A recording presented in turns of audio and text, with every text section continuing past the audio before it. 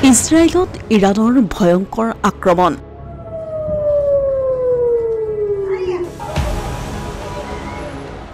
Ballistic মিছাইলেৰে আক্ৰমণ ইৰাণৰ।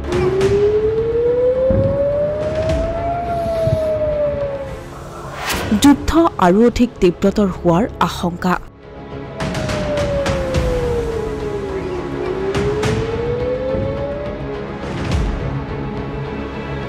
America যুক্তৰাষ্ট্ৰই কৰা আশংকা মতে মঙলবাৰে নিশা ইজৰাইলত আৰম্ভ হ'ল ইৰাণৰ ক্ষেপণাস্ত্ৰ আক্ৰমণ। হুইটি বাহিনীয়ে গাজা, লেবানন আৰু য়েমেনত আক্ৰমণ চলাই থকাৰ প্ৰতিক্ৰিয়া হিচাপে ইৰাণে ইজৰাইলৰ ৰাজধানী মহানগৰ তেল আভিভত প্ৰায় ২০-৩০টা বেলিষ্টিক মিছাইলেৰে আক্ৰমণ চলায়। বহুকেইটা ক্ষেপণাস্ত্ৰই আঘাত হানে জেৰুজালেমতো। তেল আভিভলৈ নিক্ষেপ কৰা ক্ষেপণাস্ত্ৰসমূহৰ মাজৰ দুটা ইণ্টাৰচেপ্টৰৰ জৰিয়তে ইজৰাইলে আকাশতি ধ্বংস কৰে। এই ক্ষেত্ৰত ইজৰাইলক সহায় কৰিছে মাৰ্কিন বাহিনীয়ে। আক্ৰমণ আৰম্ভ হোৱাৰ লগে লগে বাজি উঠে চাইৰেন।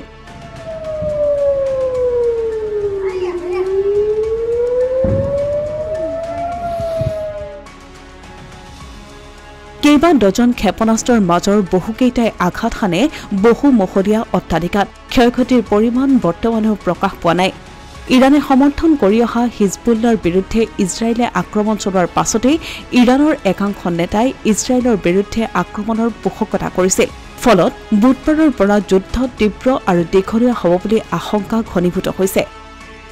ইফালে বেইৰুটৰ উপকণ্ঠ এলেকাত বিদ্ৰোহীৰ সদৰ ঘাটিত বাৰম্বাৰ আক্ৰমণ চলাই থকাৰ হিজবুলাৰ প্ৰধানজনকে ধৰি বহুকেইজন নেতাক হত্যা কৰাৰ পাছত ইজৰাইলে মঙলবাৰে লেবাননত আৰম্ভ কৰিলে স্থল আক্ৰমণ। কোনো প্ৰতিৰোধ নোহোৱাকৈ হুইটি বাহিনীয়ে দেশখনত প্ৰৱেশ কৰিলে যদিও অভ্যন্তৰত ঠায়ে ঠায়ে হিজবুল্লাৰ লগত আৰম্ভ হৈছে তীব্ৰ যুদ্ধ। ইজৰাইলে ঘাইকৈ হিজবুল্লাৰ দখলত থকা এলেকাত অভিযান চলাইছে আৰু এই অভিযান চলাইছে হিজবুল্লাৰ বিৰুদ্ধে, লেবাননৰ সেনাবাহিনীৰ বিৰুদ্ধে নহয়। হিজবুল্লাৰ বিৰুদ্ধে অভিযান চলাবৰ বাবে নিৰ্দিষ্ট কৰি লোৱা এলেকাত ইজৰাইলী বাহিনীয়ে ২৫খন গাঁও খালী কৰি গাঁওবাসীক স্থানান্তৰিত কৰিছে। আনহাতে হিজবুল্লাই মঙলবাৰে লেবাননৰ পৰা মধ্য ইজৰাইললৈ ৩-৪টা ৰকেট নিক্ষেপ কৰে যদিও ব্যৰ্থ হয়। ইজৰাইলে দাবী কৰা মতে লেবাননৰ পৰা অহা প্ৰায় সকলো ৰকেটক ইণ্টাৰচেপ্টৰে ধৰা পেলাই আকাশতে নিষ্ক্ৰিয় কৰে। অৱশ্যে এটা ৰকেটে ইজৰাইলৰ কাফৰ কাছিমত আঘাত হানিবলৈ সক্ষম হয়। ইফালে ইজৰাইলে হিজবুল্লাৰ বিৰুদ্ধে চলোৱা আক্ৰমণক ভাৰত আৰু আমেৰিকাই সমৰ্থন দিছে।